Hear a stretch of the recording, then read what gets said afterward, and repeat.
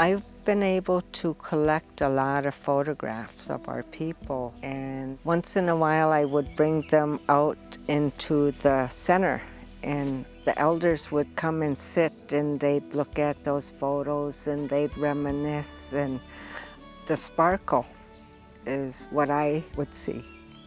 The joy in looking at those old pictures and remembering how it used to be.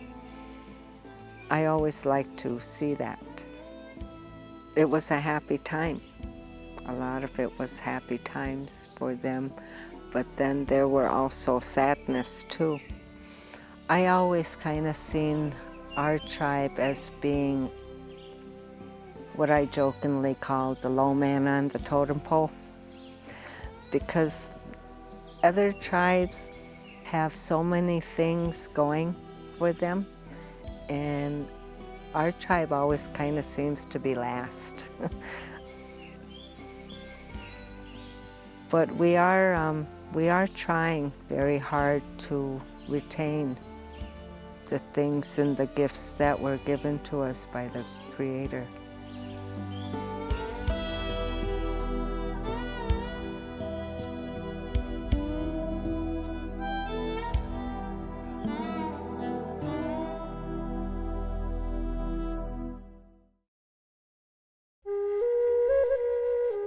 St. Croix History was funded in part by Irene Danielle Kress, Francis A. and Georgia F. Ahrens Fund of the Community Foundation for the Fox Valley region, Evu Foundation, Ron and Patty Anderson, Ira and Aneva Riley Baldwin Wisconsin Idea Endowment, Timothy William Trout Education Fund, National Endowment for the Humanities, and Friends of Wisconsin Public Television.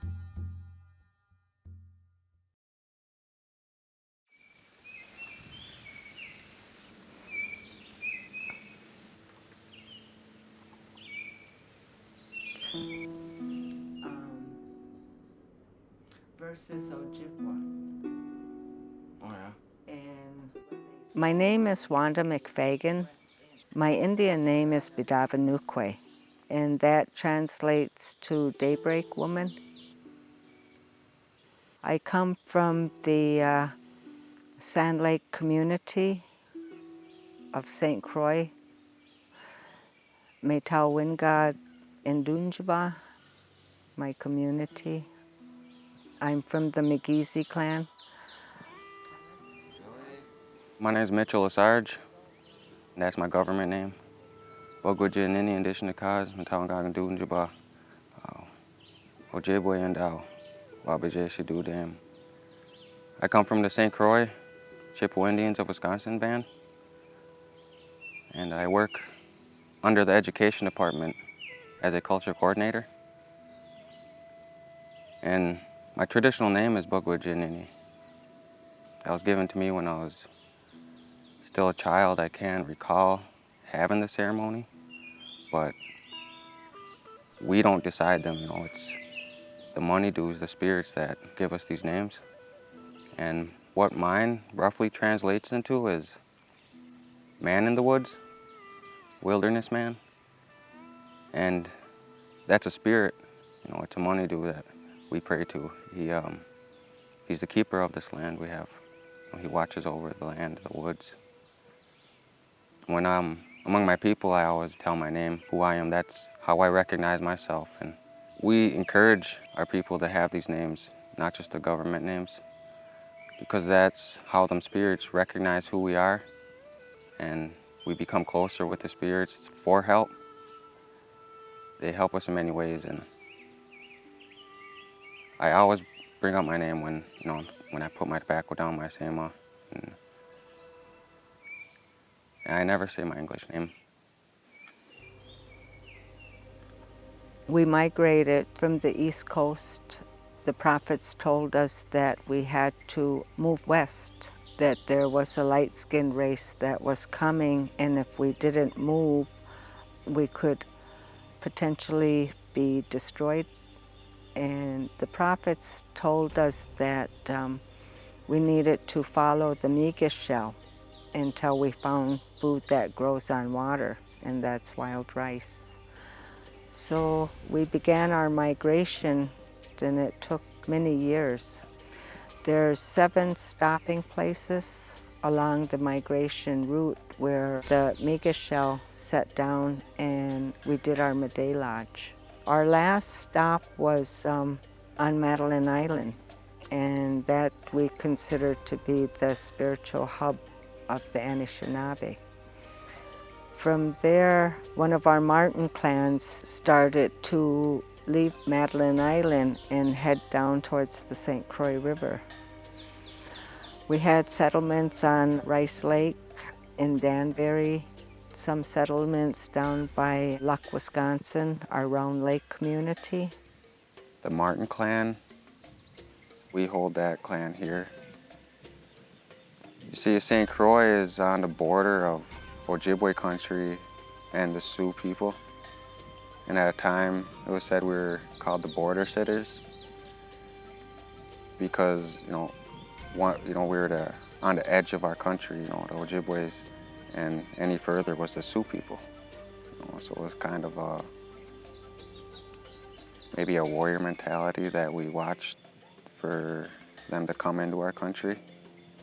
Because Martin is said to be a strategic and warrior clan. When the treaties began, the 1837 treaty, we had a distinct identity. There were 3 chiefs that signed that treaty. And with the Treaty of 1842, some of the same chiefs signed that treaty too. With the Treaty of 1854, we lost our identity in the eyes of the government. They said that none of our chiefs were at that treaty making, and none of them signed the treaty.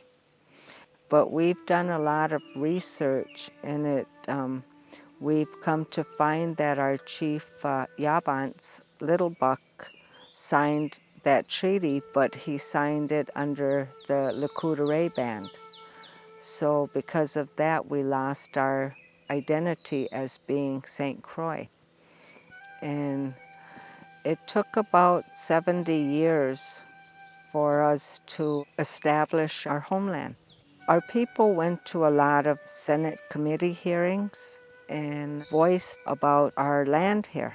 So eventually the government started to listen to us, and we got our recognition in 1934 with the Indian Reorganization Act. And our band name then became the St. Croix Chippewa Indians of Wisconsin. We chose to use Chippewa because of our dealings with the U.S. government. That was the name that was designated to us, although we were, in our own way, we call ourselves Anishinaabe. But in dealing with the different tribes a long time ago, we were known as Ojibwe because of the style of moccasins we wore. Our moccasins were pucker-toed, and that's what other tribes called us by, was the Ojibwe. My family's always been here, St. Croix. During my mother's birth, she was born in Cook County, Chicago, Illinois. That's when all the Indians were moved to cities and stuff to try, they were promised things, jobs, good things like that. And so my mother was born there, and throughout that time, my grandmother would always bring them back here to our reservation where we came from. Some of the younger ones, like my mother and our cousins from their age, it was very different because in the city, there's water, there's everything there for them. But coming back up here to the reservations, it wasn't like that, We had to go down to the lake for water. We had our water pumps, and we had to work much harder, but they're reminded of who they are and why we do these things. I tried very desperately to learn my tradition because I grew up in Chicago, and My mother would bring us up here during the summertime, but we didn't stay long enough to learn a lot of traditional things until we moved back here. And then I just sought out people that would be able to help me. My grandmother, she was very traditional. And since I was a baby, I remember her being traditional. Throughout my high school years, I kind of veered off track of our traditions. You know, other things came into play, going to a white school off the reservation, sports, girls, all that stuff, came into play. And further I got from my traditions and our ceremonies and way of life, it seemed to get worse. It took me a long time to understand that, I was a very hard-headed person. And my grandmother, she was someone that always encouraged me to remember who we are. And I think the way she went about it helped me a lot, because eventually I did start remembering who I was and what I'm supposed to do as a person, as an Anishinaabe person. And I started out by going back to our big drums. We rely on our elders quite a bit. They're the ones that hold our past for us. They're the ones that are the keepers of our traditions, the keepers of our way. My mentor, Benny Rogers, he's passed away, and I miss him.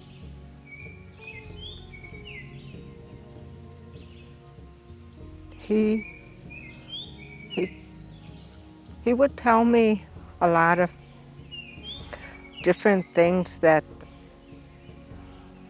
traditional things that the people used to do a long time ago, and kind of reflected on how things have changed, and that a lot of our young people are walking away from the traditions and the values. And in my position for the tribe, I consider myself to be the middleman. I've learned a lot of things from the elders, and it's my responsibility to pass that on to the children. These past 5 years or so, a lot of elders have passed that. New songs, new language, and at the same time, among our young people, they've been lost, sort of. They release into drugs and alcohol. It's been running pretty rampant on our reservation. Overdoses are going crazy. That's a topic we've been talking about a lot, is these younger people and their troubles. How we can kind of stop it and guide them on their path, find what they're passionate about. There's the AODA department recovery program that I work with also, and they wanted me to be there because I'm still young, somewhat. They think I can relate to a lot of younger generations coming up. They want them younger generations to see that you don't need to be an elder to know these things and do these things. I can recall some things that pushed me towards our traditional ways.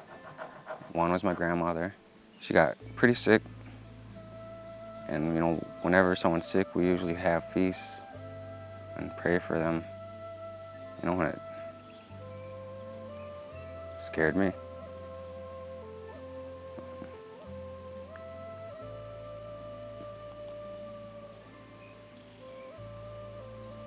But during them times of them feasts, we'd be smiling. It's a community effort. And it made me feel good afterward, lightened my heart, and every time I feel rejuvenated from ceremonies. And then she got better. She got better, and some years went by, and I eventually got put on the big drum as a member. And my grandmother would always tell me, well, that's the best thing you could do for your people. We are a big drum society, and that drum was given to us by the Sioux people, the Lakota people. And it traveled all through this area, and they say that how that drum came to be was because soldiers were killing the Lakota people, and a lady went into the water and hid from the soldiers. And while she was there, the spirits talked to her and told her how to make this peace drum. We're told that as long as that drum sounds, that we will live in peace. We have that for our spirituality. We also have the Medewan Lodge. I'm second degree Mede. There's not too much I can say about that. I can share with my family what goes on with Medewan, but that's all. That's how our ceremonies work, you know, we keep them secret. And I'm always wary about how to speak on our ceremonies. You know, it's a sacred thing, it's a spiritual thing, so some things we can't talk about. You know, and, a lot of things we can't talk about. So I only go so in depth about them. You know, I don't want something to happen to me because of it. We're taught that we always are supposed to carry our tobacco. And when we see an eagle, we can put our tobacco down. We can pray for good things. We can pray for the ones that are suffering in our family. And the eagle will take those prayers up to the Creator for us, because He's the only one that can go up that high. So we're told that He's our messenger. And anytime we see an eagle, we put our tobacco down. Anytime we gather anything, we put our tobacco down. Anything that we take from a key, Mother Earth here, we are supposed to offer our tobacco. At times it feels like a heavy load, but that's when I pray, you know, I put my tobacco down, and it helps a lot. A lot of ways are forgotten. People forget these things, how ceremonies go, because they don't go enough, or they really don't go at all. See, when we're at our big drum, there's a speaker that prays for everyone there, you know, and when we're there, you know, them spirits are with us. The drum is spread out across a lot of Ojibwe bands. One thing I want to do is go to other drums, and I have been doing that, and it was a great time, you know, it was a great experience. The first time I went beyond my own community's drum, and it opened my eyes to how much other people want to carry on these things. When I travel to these other drums, you know, I can help sit at that drum, sing, gain knowledge in these legends, because through ceremonies, they say there's elders or people there that know things. You should say them, you know, these legends of our people. And through that, they get passed down in a sacred way, in a respectful way. Through my job, I want to help navigate some of these younger ones with troubles to our ceremonies. I want them to understand that it can help them throughout their whole life. I don't think I've ever attended a feast or a ceremonial gathering that you always see rice. People bring rice all the time. When you hurt the environment, you also hurt the earth. And our people have always relied on the earth for our food, for our medicines, everything. This lake here is a good example of that. It used to be abundant with wild rice. My family riced this lake all the time.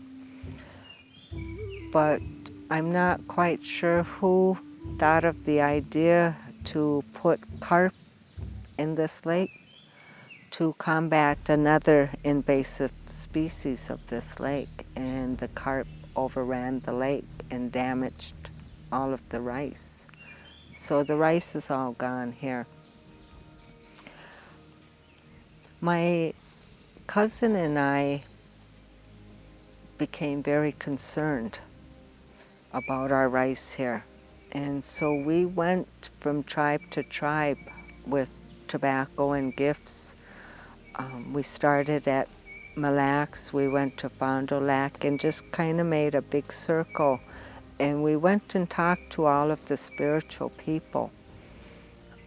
We didn't know some of them, but we would go in the community and ask who the spiritual people were. So we talked with all of them, and we asked them to come, come and hold lodge with us here. Come and help us. Pray for our rice. So they came. We held lodge for 4 years in a row. They would come all the time and help us pray. We would sing, we would feast and dance, and it was a good thing. We used that part, but we also used the western part because our EPA department during that same time was working with the county here to remove a lot of the carp. During that time too, our EPA was reseeding the lake. So we have 80 acres of wild rice that's flourishing.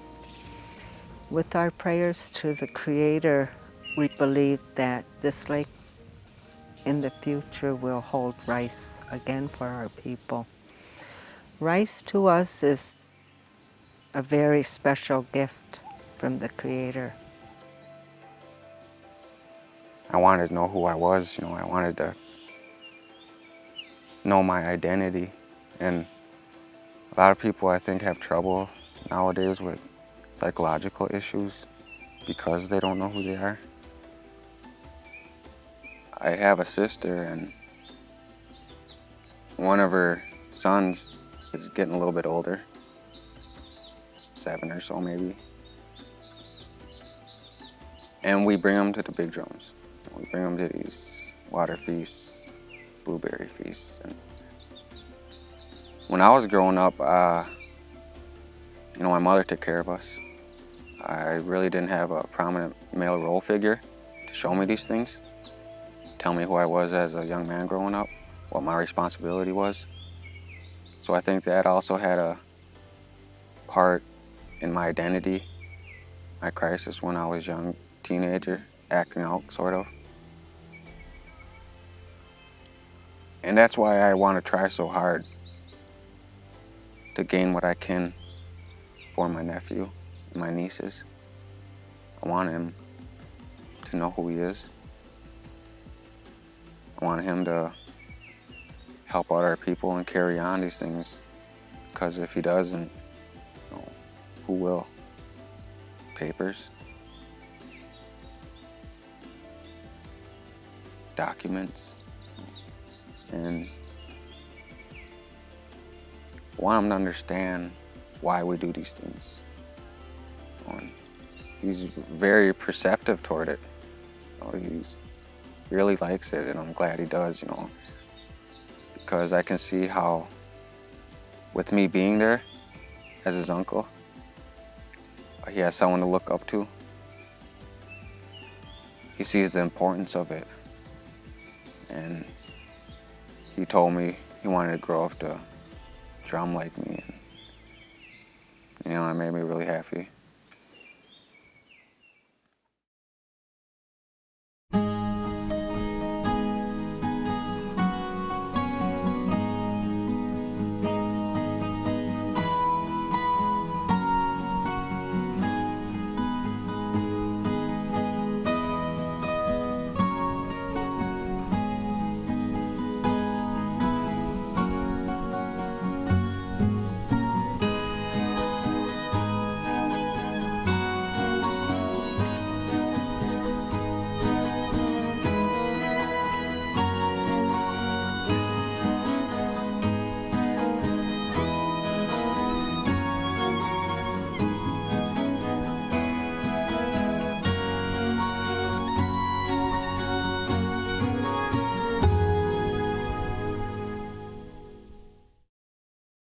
To learn more about the sovereign Indian nations in Wisconsin, visit wisconsinfirstnations.org.